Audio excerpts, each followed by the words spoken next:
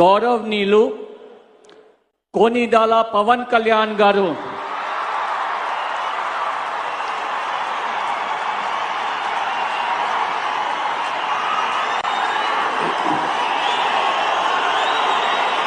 నేను కొణిదెల పవన్ కళ్యాణ్ అనే నేను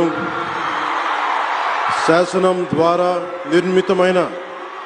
భారత రాజ్యాంగం పట్ల నిజమైన విశ్వాసం విధేయత చూపుతానని, భారతదేశ సార్వభౌమాధికారాన్ని సమగ్రతని కాపాడుతానని, ఆంధ్రప్రదేశ్ రాష్ట్ర మంత్రిగా నా కర్తవ్యాలను శ్రద్ధతో